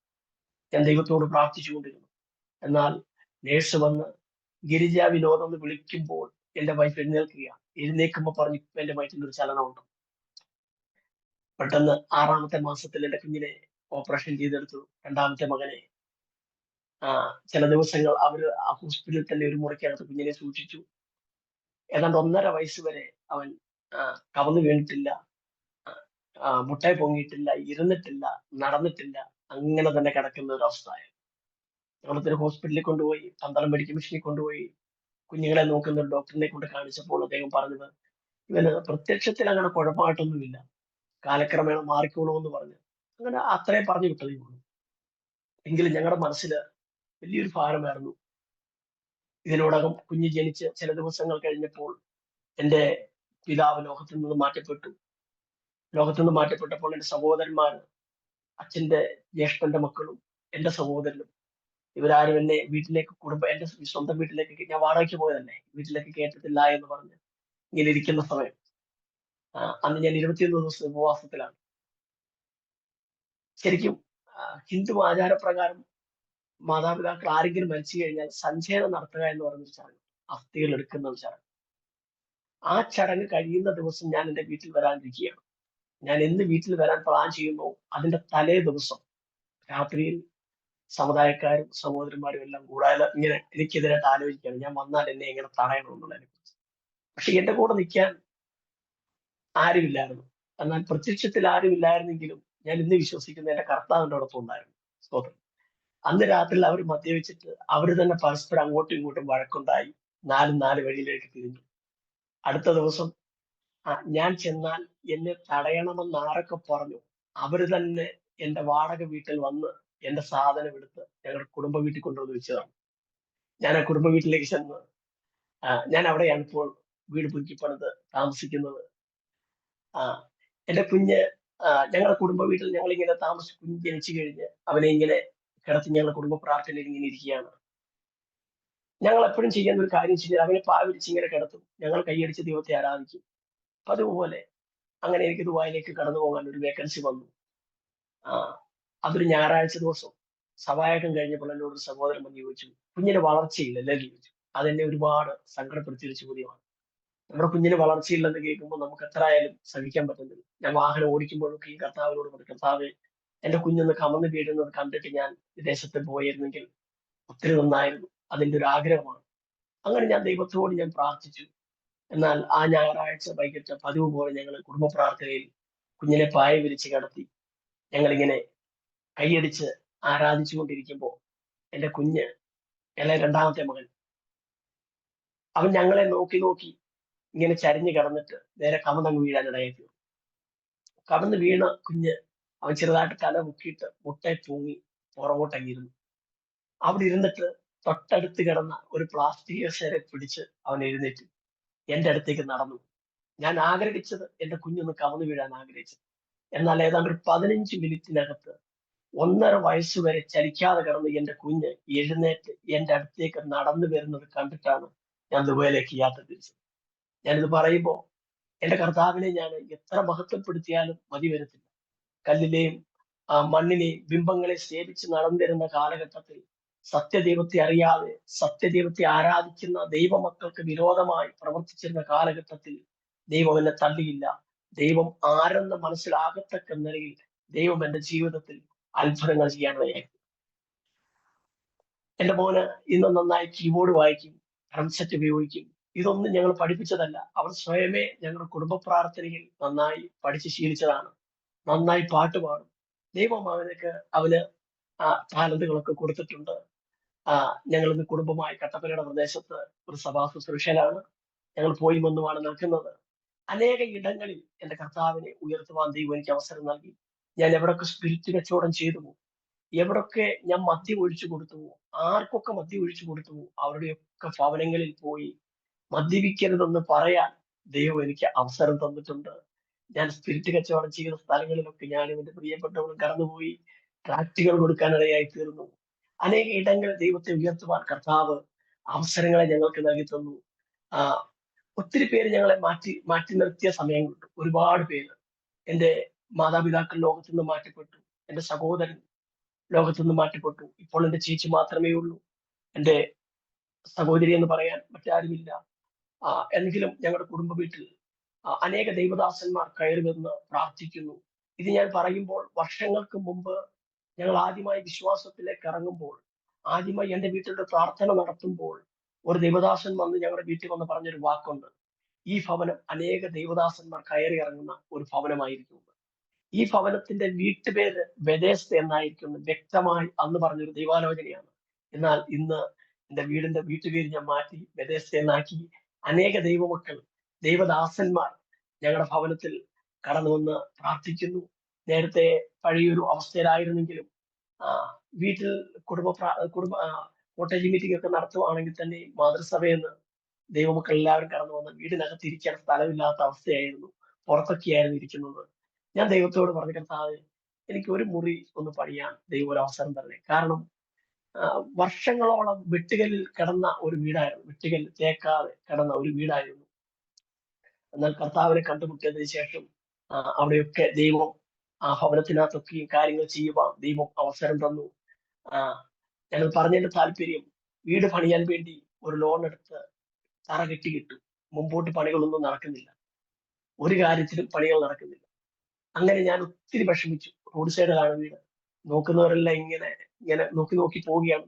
വഴി യാത്രക്കാരെല്ലാം ഇത് കുറെ നാളായിട്ട് ഇങ്ങനെ കിടക്കുകയാണല്ലോ. അങ്ങനെ ഞാൻ ഒരു ദിവസം കൊട്ടാരക്കരയുടെ പ്രദേശത്ത് ഒരു മീറ്റിങ്ങിന് വേണ്ടി ഞാൻ ഇങ്ങനെ കടന്നു പോവുകയാണ്. അങ്ങനെ മീറ്റിങ്ങിന് കടന്നു പോകുമ്പോഴാണ് എന്റെ ഹൃദയത്തില് ദൈവാത്മാവ് എന്നോട് പറഞ്ഞു, നീ ഉപവസിക്കണമെന്ന് പറഞ്ഞു. ഞാൻ വാഹനം നിർത്തിയിട്ട് ഞാൻ കർത്താവിനോട് പറഞ്ഞു, കർത്താവ്, ഞാൻ അടുത്ത ദിവസം തന്നെ ഉപവസിച്ചോളാം. ദൈവശബ്ദത്തിന് കീഴ്പ്പെട്ട് അടുത്ത ദിവസങ്ങളിൽ തന്നെ ഞാൻ പ്രാർത്ഥന ക്രമീകരിച്ചു. 21 ദിവസം ഉപവസിക്കാൻ തീരുമാനിച്ചു. അങ്ങനെ ഉപവാസത്തിന്റെ 15ാമത്തെ ദിവസം കഴിഞ്ഞപ്പോൾ മുതൽ എന്റെ ശരീരത്തിന് വല്ലാത്ത ബുദ്ധിമുട്ടുകൾ. എനിക്ക് യൂറിൻ പാസ് ചെയ്യാൻ പറ്റുന്നില്ല. വയറ് സ്തംഭിച്ചിരിക്കുന്നു. ഹോസ്പിറ്റലിൽ പോയപ്പോൾ അവർ മെഡിസിൻ തന്നു. പൂർണ്ണമായ ഉപവാസമായതുകൊണ്ട് മെഡിസിൻ ഒന്നും കഴിക്കാൻ പറ്റത്തില്ല.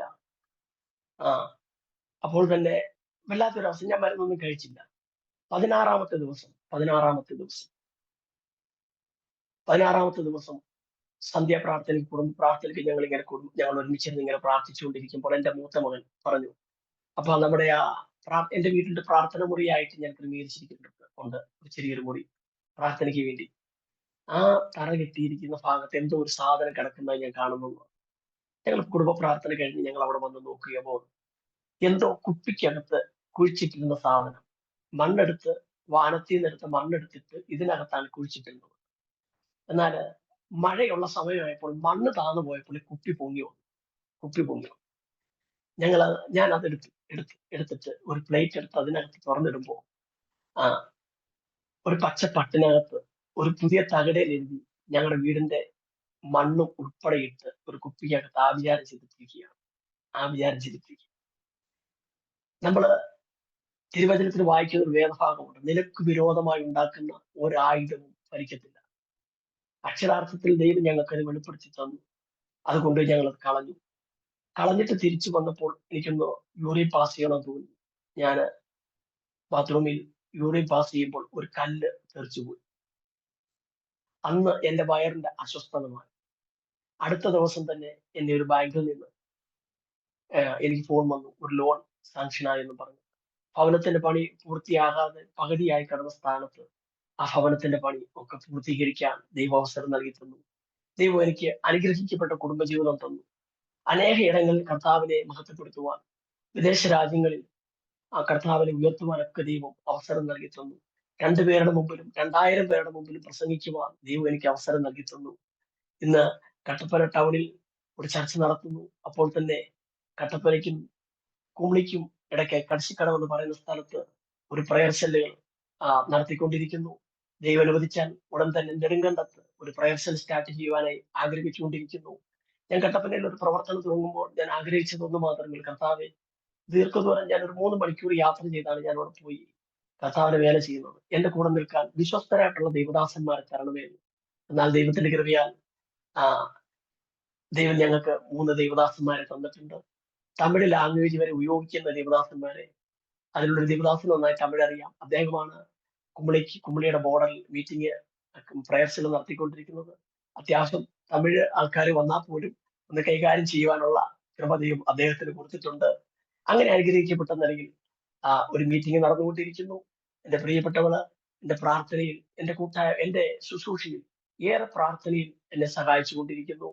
ഞങ്ങള് ജീവിതത്തിൽ ദൈവം ചെയ്തിട്ടുള്ള നന്മകളെ ഞങ്ങൾക്ക് ഒരിക്കലും മറക്കാൻ പറ്റത്തില്ല. കാരണം ഞാനിത് ഇന്ന് ഈ മീറ്റിംഗിൽ മാത്രം പറയുന്ന ഒരു വാക്കല്ല. പലപ്പോഴും എൻ്റെ വീടിന്റെ അകത്തിരുന്ന് ഞാൻ എൻ്റെ കുടുംബത്തോട് ഞാൻ പറയാറുണ്ട്. ജീവിതത്തിൽ നല്ല ആഹാരം കഴിക്കുമ്പോൾ ഞാൻ എൻ്റെ വൈഫും എൻ്റെ കുഞ്ഞുങ്ങളുമായി ചേർന്ന് നിന്നൊരു നല്ല ആഹാരം ഹോട്ടലിൽ നിന്ന് കഴിക്കുമ്പോൾ ഞാൻ അവരോട് പറയും, ഇതിന് പോലും അർഹതയില്ലാതിരുന്ന ഒരു സമയമുണ്ടായിരുന്നു. ഒരു നല്ല വസ്ത്രം ധരിക്കുമ്പോൾ ഞാൻ എൻ്റെ വൈഫിനോട് ഞാൻ പറയും, ഇതിന് പോലും യോഗ്യതയില്ലാതിരുന്ന ഒരു സമയമുണ്ടായിരുന്നു. ദൈവത്തെ അറിയാതിരുന്ന കാലഘട്ടത്തിൽ കർത്താവിനെ കണ്ടുമുട്ടിയപ്പോൾ ദൈവം നല്ല ആഹാരം കഴിക്കുവാനും നല്ല വസ്ത്രം ധരിക്കുവാനും മാന്യമായ രീതിയിൽ ജീവിക്കുവാനുള്ള എല്ലാ നന്മകളും എവിടെയൊക്കെ ഞങ്ങളെ ഒറ്റപ്പെടുത്തിയോ ആരൊക്കെ ഞങ്ങളെ മാറ്റി നിർത്തിയോ അവരുടെയൊക്കെ മുമ്പിൽ ദൈവം ഞങ്ങൾക്ക് മാന്യതകളെ നൽകി. നിങ്ങൾ പ്രാർത്ഥിക്കുന്ന മനുഷ്യരാണെന്ന് പറയത്തക്ക നിലയിൽ ദൈവം ഞങ്ങളെ ഉയർത്തുവാൻ ഇടയായി തീർന്നു. ഞാൻ പറയട്ടെ, ഇന്നും എൻ്റെ മെസ്സേജുകൾ യൂട്യൂബിൽ കിടപ്പുണ്ട്. ഞാൻ ബൈബിൾ വളരെ വചനപാണ്ഡിത്യമുള്ള ആളൊന്നുമല്ല. 10ാം ക്ലാസ് മാത്രം പഠിച്ചിട്ടുള്ള ഞാൻ എനിക്ക് എൻ്റെ കയ്യിൽ ഭഗവത്ഗീത ഇരിപ്പുണ്ട്, ഭഗവത്ഗീത. എന്നാൽ ഞാൻ കർത്താവിനെ കണ്ടുമുട്ടിയ സമയങ്ങളിൽ ഞാൻ ഈ ബൈബിള് നന്നായി വായിക്കും. എന്നാൽ ഞാൻ ഇടയ്ക്കൊക്കെ ഞാൻ എൻ്റെ പ്രസംഗത്തിൽ പറയാറുണ്ട്, ഞാൻ സ്കൂളിൽ വിട്ട സമയത്ത് അന്ന് ഇതുപോലെ ബൈബിള് വായിക്കുന്നത് പോലെയുള്ള ഗ്രഹിക്കാനുള്ള കൃപയുണ്ടായിരുന്നെങ്കിൽ ഞാൻ വല്ല കളക്ടറൊക്കെ ആയി പോയാൽ സ്വന്തം. എന്നാൽ ഒരു ബൈബിൾ ഭാഗം വായിച്ചാൽ അത് ഗ്രഹിക്കാനുള്ള കൃപ ദൈവം തരുന്നു.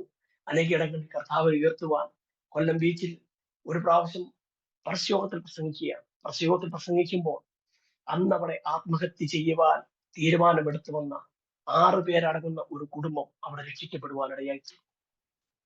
ഞാൻ പറയട്ടെ, കുരിശിന്റെ വചനം നശിച്ചു പോകുന്നവർക്ക് പോഷകമാകുമ്പോൾ നമുക്കത് ദൈവശക്തിയാണ്.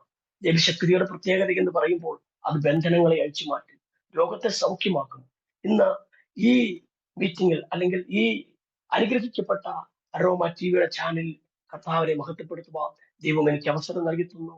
കർത്താവിന്റെ ദാസൻ ഡാനിയൽ ജോൺ അവറുകളോടും അരോമ ടിവിയുടെ ചാനലിനോടും ഹൃദയം നിറഞ്ഞ നന്ദിയെ ഞാൻ അറിയിക്കുകയാണ്. എന്നെ കേൾക്കുന്ന എല്ലാ ദൈവമക്കളും ദൈവത്താൽ അനുഗ്രഹിക്കപ്പെട്ടാരായി തീരണം. നിങ്ങൾ ഏതെങ്കിലും വിഷയത്തിനകത്ത് ഭാരപ്പെടുന്നവരാണെങ്കിൽ, നിങ്ങൾ വളരെ ഒറ്റപ്പെടൽ അനുഭവിക്കുന്ന ജീവിതത്തിൽ കൂടെ കടന്നു പോകുന്നവരാണെങ്കിൽ, ഇന്ന് പകൽക്കാലം പറയട്ടെ, യേശുവിൽ ആശ്രയിച്ചാൽ എവിടെ നീ തകർക്കപ്പെട്ടു പോകും, എവിടെ നീ ഒറ്റപ്പെടപ്പെട്ടു പോകും, എവിടെ നീ അപമാനിക്കപ്പെടുന്നു, അവിടെയെല്ലാം നിനക്ക് മാന്യതകളെ നൽകുവാൻ കർത്താവ് വിശ്വസ്തനാണ്. അതല്ല, കർത്താവിനെ രക്ഷിതാവായി സ്വീകരിക്കാത്ത ആരെങ്കിലും ഇന്ന് പകൽ വേളയിൽ എന്നെ കേൾക്കുന്നുവെങ്കിൽ, ഇന്ന് പകൽക്കാലം പറയട്ടെ, ആകാശത്തിന്റെ കീഴിൽ ഭൂമിക്ക് മുകളിൽ രക്ഷിക്കപ്പെടുവാൻ ഒരു നാമം മാത്രമേ ഉള്ളൂ. അത് കർത്താവായ യേശുവിന്റെ നാമം മാത്രമാണ്. ഇന്ന് ഞാനിത് പറയുമ്പോൾ ഞാൻ ഒരു മൺമറഞ്ഞ് കിടക്കുന്ന, അടയപ്പെട്ട് കിടക്കുന്ന ഒരു കല്ലറയുടെ മുമ്പിൽ നിന്നുകൊണ്ടല്ല ഞാനിത് പറയുന്നത്. ഈ ഉലകത്തിൽ തുറന്നു കിടക്കുന്ന ഒരു കല്ലറയുടെങ്കിൽ അത് യേശുവിന്റെ കല്ലറ മാത്രമാണ്. ഇന്ന് യേശു ജീവിക്കുന്നുണ്ട്, അനേകരെ ജീവിപ്പിക്കുന്നുണ്ട്, അനേക പാപികളെ മാനസാന്തരപ്പെടുത്തുന്നുണ്ട്. ഈ ഒരു ചാനൽ അനേകർക്ക് അനുഗ്രഹമാണ്. ഇങ്ങനെ ഞാൻ ഇതിലേക്ക് ഇന്ന് എനിക്ക് ഇങ്ങനെ ഒരു അവസരം കിട്ടുവാനുണ്ടായ കാരണം എന്ന് പറയുന്നത്, ഇതിനു മുമ്പ് ഒരിക്കൽ കർത്താവിന്റെ സാക്ഷിയായി ഇതേ ചാനലിൽ വന്ന പാസ്റ്റർ കലേഷാണ്. അദ്ദേഹവുമായി എനിക്കൊരു അടുത്ത ബന്ധമുണ്ട്. ആ ദേവദാസൻ മുഖാന്തരമാണ് താൻ ഒരിക്കൽ ഇതിൽ ഒരു തന്റെ അനുഭവ സാക്ഷ്യം പങ്കുവെക്കാനിടയായി തീർന്നു. ആ ലിങ്ക് എനിക്ക് അയച്ചു തരികയും അങ്ങനെയാണ് ഞാൻ കർത്താവിന്റെ ദാസൻ ഡാനിയൽ ജോൺ അവരെ വിളിക്കുവാനിടയായി തീർന്നത്. വളരെ സ്നേഹത്തോടെ എനിക്ക് അതിന് വേണ്ട കാര്യങ്ങളൊക്കെ ക്രമീകരിക്കപ്പെടുവാനിടയായി തീർന്നു. ദൈവം എല്ലാ ദൈവമക്കളെയും ധാരാളമായി അനുഗ്രഹിക്കട്ടെ. ഞങ്ങളുടെ ശുശ്രൂഷയെ ഓർത്ത് പ്രാർത്ഥിക്കണമേ എന്ന് അപേക്ഷിക്കുന്നു. ഇപ്പോൾ ഞാൻ നിങ്ങൾക്ക് വേണ്ടി ഒരു വാക്കിൽ പ്രാർത്ഥിക്കാം. പരിശുദ്ധനായ ദൈവമേ, സ്വർഗീയ നല്ല പിതാവേ, അങ്ങയുടെ പാദപീഠത്തിലേക്ക് പ്രാർത്ഥനയോടെ കടന്നു വരുന്ന കർത്താവേ, ഈ ചാനൽ കാണുന്ന എല്ലാ പ്രിയപ്പെട്ടവരും ദൈവം അനുഗ്രഹിക്കുമാറാകണമെന്ന് പ്രാർത്ഥിക്കുന്നു. തന്റെ മക്കളെ ഏതൊക്കെ വിഷയത്തിനകത്ത് ഭാരപ്പെടുന്നുവെന്ന് ഞാൻ അറിയുന്നില്ലെന്നാണ്. സകലതും നന്നായി അറിയുന്ന ദൈവകരത്തിൽ വിഷയങ്ങളെ ഏൽപ്പിക്കുന്നു. കേൾക്കുന്ന എല്ലാ പ്രിയപ്പെട്ടവരും ദൈവം അനുഗ്രഹിക്കണമേ, ദൈവകൃപ കൊണ്ട് പുതിയണമേ. അവരുടെ ആവശ്യങ്ങൾ മേലെല്ലാം ദൈവത്തിന്റെ കരുതൽ സാന്നിധ്യം കൂടിയിരിക്കണമെന്ന് പ്രാർത്ഥിക്കുന്നു.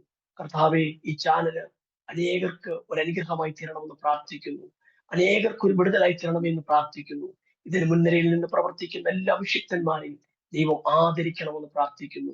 പ്രാർത്ഥന കേട്ടതിനായി സ്തോത്രം, യേശു ക്രിസ്തുവിന്റെ നാമത്തിൽ തന്നെ. ആമേൻ. ആമേൻ. ആമേൻ. താങ്ക് യു കർത്താവിൻ്റെ വിലപ്പെട്ട ദാസൻ പ്രിയ വിനോദ് പാസ്റ്റർ.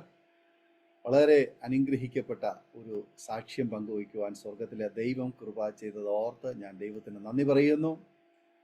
കർത്താവിൻ്റെ വിലപ്പെട്ട ദാസനെ ദൈവം വിലയേറിയവനാക്കി തീർത്ത ആ ഒരു പദ്ധതികളെ ഞാൻ ഓർക്കുകയായിരുന്നു.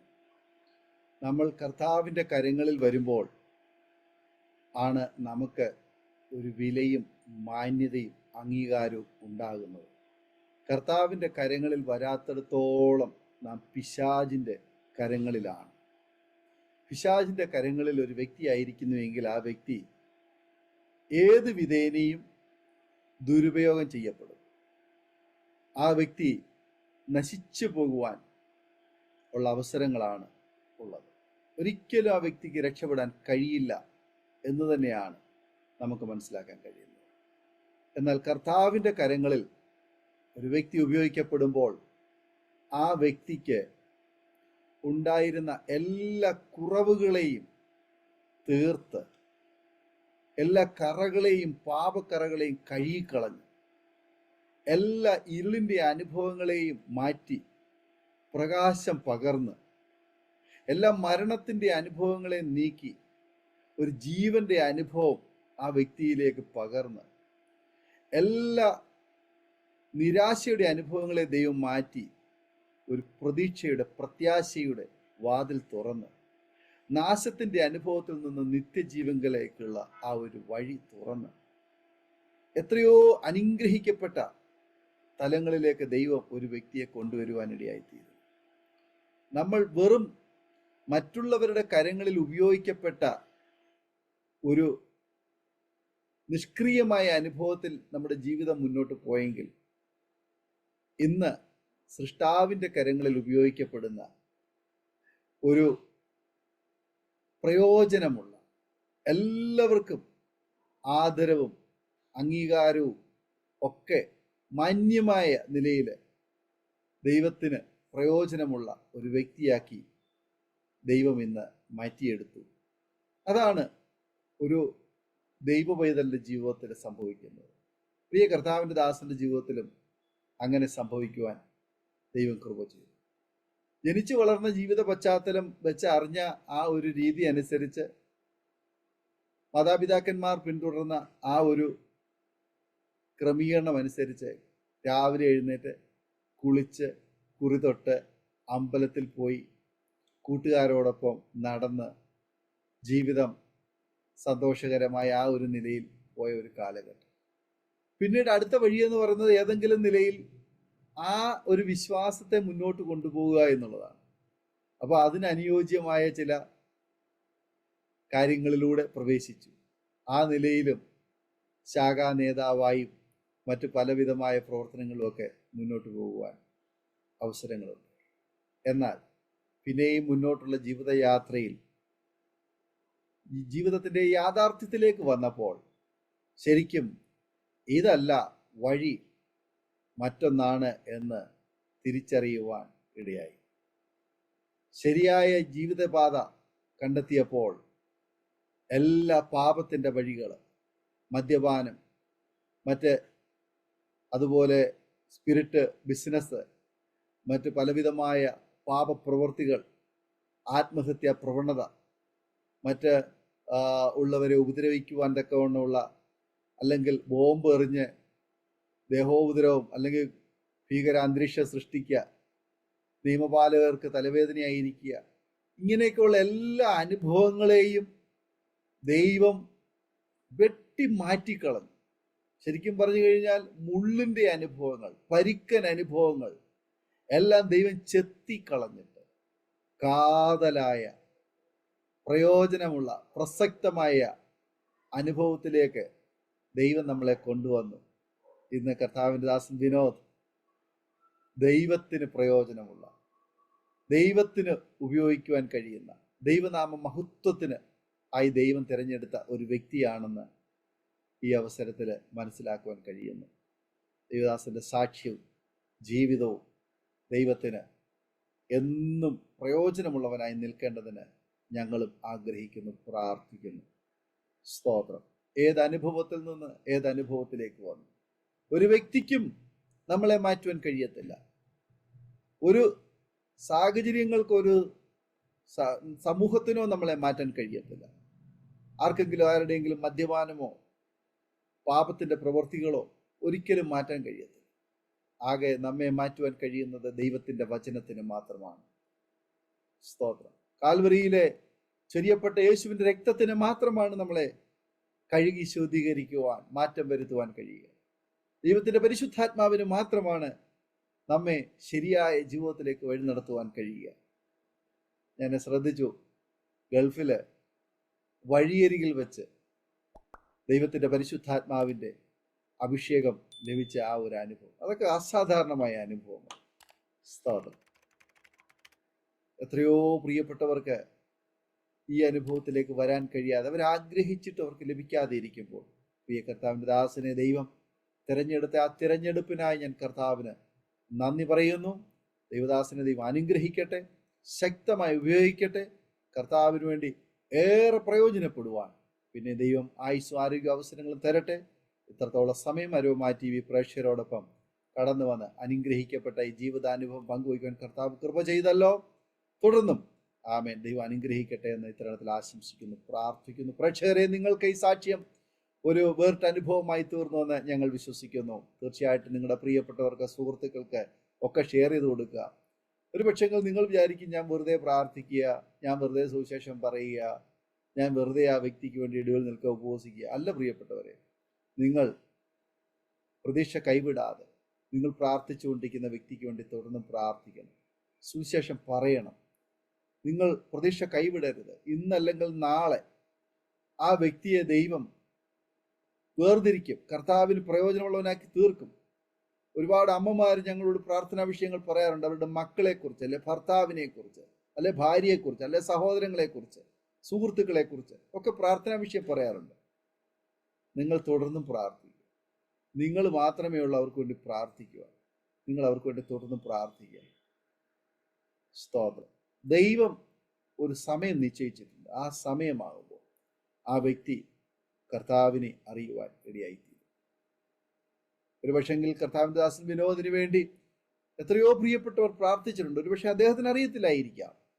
അനേകരുടെ പ്രാർത്ഥനയുടെ ഫലമായിട്ടാണ് ഇങ്ങനെ ഒരു സാക്ഷ്യം ഇന്ന് പറയുവാൻ ഇടയായിത്തീർന്നത്. അങ്ങനെയെങ്കിൽ നമ്മുടെ പ്രാർത്ഥന നാളെയുടെ ദിനങ്ങളിൽ അനേക പ്രിയപ്പെട്ടവരെ കർത്താവിലേക്ക് കൊണ്ടുവരുവാൻ മുഖാന്തരമായി തീരും. മടുത്തു പോകാതെ നമുക്ക് പ്രാർത്ഥിക്കാൻ കർത്താവ് സഹായിക്കട്ടെ. ഈ സാക്ഷ്യം നിങ്ങളുടെ പ്രിയപ്പെട്ടവർക്ക്, സുഹൃത്തുക്കൾക്ക് ഷെയർ ചെയ്ത് കൊടുക്കുക. നിങ്ങളുടെ വിലയേറിയ അഭിപ്രായങ്ങൾ, നിർദ്ദേശങ്ങൾ കമൻറ്റ് ബോക്സിൽ രേഖപ്പെടുത്തുക മറക്കരുത്.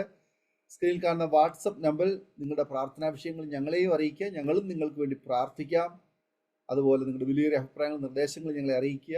സാക്ഷ്യം പറഞ്ഞ പ്രിയപ്പെട്ടവരോടൊപ്പം എല്ലാ തിങ്കളാഴ്ചയും രാത്രി 9 മണി മുതൽ നടക്കുന്ന പ്രാർത്ഥനയിലും നിങ്ങൾക്ക് സംബന്ധിക്കാവുന്നതാണ്. കർത്താവ് നമ്മെ സഹായിക്കട്ടെ. അടുത്ത അനുഗ്രഹിക്കപ്പെട്ട സാക്ഷ്യവും വചനചിന്തയുമായി നാം വീണ്ടും കൂടി കാണും.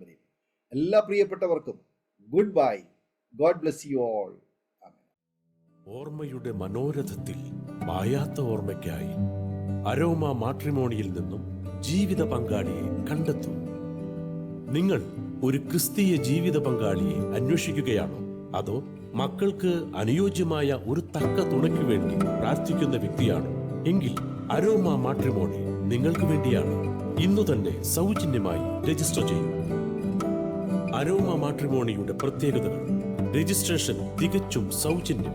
ലോകത്തെവിടെയുമുള്ള അനുയോജ്യമായ ക്രിസ്തീയ ജീവിത പങ്കാളിയെ തിരഞ്ഞെടുക്കാം. വിവാഹം നടക്കുന്നതുവരെ സർവീസ് ലഭിക്കുന്നു. ഏറ്റവും ചെറിയ പാക്കേജുകളും തിരഞ്ഞെടുക്കാം. അരോമ മാട്രിമോണി നിങ്ങൾക്കായി ഒരുക്കുന്നു വിവാഹം പരമാനന്ദം. Email aroma matrimony2020@gmail.com.